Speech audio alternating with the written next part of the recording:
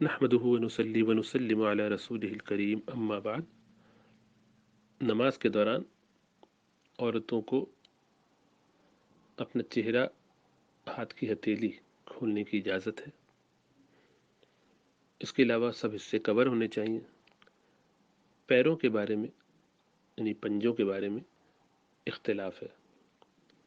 اکثر ائمہ کی رائے یہ ہے کہ ان کو بھی وہ سطر میں شمار کر کے یہ حکم دیتے ہیں کہ اس کو چھپایا جائے، اور اس میں بعض روایتوں سے اشارہ ملتا ہے کہ عورت کو خمار میں ڈھکا ہوا ہونا چاہیے، اور عورت خود پورا اس کا سراپا ہی حجاب ہے اور پردہ ہے۔ تو اس طرح کی روایات سے یہ اشارہ لیا ہے کہ ان کو پورا کور کرنا چاہیے۔ اسی طرح کسی نے درع کے بارے میں، شمیز کے بارے میں پوچھا تو فرمایا کہ اگر اس سے پورا جسم ڈھک جاتا ہو تو اس کو بھی پہن سکتے ہیں۔ تو اس سے اشارہ یہ لیا بعض ائمہ نے، بلکہ اکثر نے، کہ پاؤں بھی نماز کے دوران عورت کے چھپے ہوئے ہوں، پنجے سمیت۔ ہاتھ کی ہتھیلی اور چہرے کے بارے میں اتفاق ہے کہ اس کا نماز میں کھلا رکھنا نہ صرف یہ کہ جائز ہے بلکہ بہتر ہے۔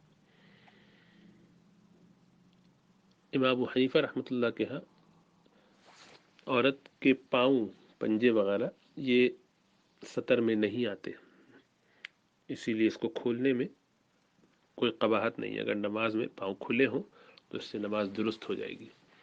لیکن جیسا عرض کیا کہ بعض ائمہ کے چونکہ بلکہ اکثر کے ہاں یہ ہے کہ اس کو بھی سطر میں شمار کرتے ہیں، تو احتیاطاً ایسا کیا جائے کہ نماز کے دوران پاؤں بھی کور رکھے جائے، لمبی چادر پہنی جائے اوپر سے نیچے تک، اور اس میں اچھی طریقے سے ڈھپ کے اپنے آپ کو کور کر کے نماز پڑھی جائے، تو یہ سب سے اچھا طریقہ ہے، زیادہ بہتر طریقہ ہے۔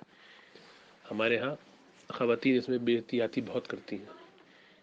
عموماً وہ ایسی جگہ پہ نماز پڑھ لیتی ہیں کہ جہاں ان کے نامحرم بھی موجود ہوں، گھر کے اندر بھی دیور ہے، شوہر کا بھتیجا بھانجا ہے جو اس کے لیے محرم نہیں ہے، وہ آگے رشتہ دار آ گئے، اس کے اپنے کزنز وغیرہ آ گئے، تو ان کے ساتھ نماز پڑھ رہی ہے۔ جب وہ بیٹھے ہوئے دوسرے کمرے میں، نظر ان کو آ رہا ہے آپ سامنے نماز پڑھ رہی ہیں، دوپٹہ وغیرہ پہن لیا ہے، لیکن یہ کہ اوپر جسم پر الگ سے کوئی عبایا وغیرہ نہیں پہنتی، بلکہ اپنے عام لباس میں جو ذرا سا ظاہری بات ہے اتنا لوز نہیں ہوتا کہ پورے جسم کی ساخت پتہ نہ چلے، اور پڑھ رہی ہیں۔ تو یہ طریقہ ٹھیک نہیں ہے نماز پڑھنے کا۔ عورت کے لیے تو اللہ کے رسول صلی اللہ علیہ وسلم کی تعلیم یہ ہے کہ وہ حرم میں بھی ہو اور مدینے میں بھی ہو تو اس کے لیے مسجد میں نماز پڑھنے سے زیادہ افضل اس کے اپنے حجرے میں، اپنے گھر میں، اپنے اپارٹمنٹ میں، فلیٹ میں، ہوٹل میں، جہاں وہ کرائے پہ گئی ہے، وہاں نماز پڑھنا زیادہ بہتر ہے، فضیلت کی بات ہے، اور 1,00,000 کا ثواب اس کو وہاں بھی مل جائے گا۔ اسی طریقے سے وہ اس کمرے کے جہاں پر وہ مین لوگ بیٹھتے ہیں اس کے مقابلے میں، یعنی برآمدے وغیرہ کے علاقے کے مقابلے میں اندر کے کمرے میں پڑتی ہے اور کوٹھری میں پڑتی ہے، تو وہ زیادہ فضیلت کی بات ہے۔ تو اس کا اہتمام اگر کیا جائے تو یہ اس کو بہت زیادہ فائدہ مند ہوگا۔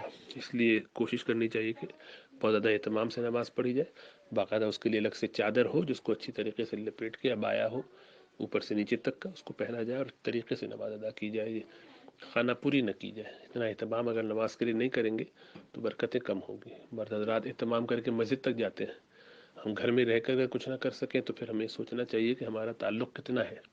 پھر سوال یہ کرتے ہیں کہ باقی وقتوں میں ہم کیا کریں، خاص دنوں میں ہم قرآن نہیں پڑھ سکتے، تو بھئی جب موقع ہے جن کاموں کا ہے ان کاموں میں تو بہتری نہیں لا رہے، تو ادھر ادھر کی باتیں کرنے کا فائدہ کیا، صرف بات کرنے کے لیے، کام کرنے کے لیے نہیں ہے۔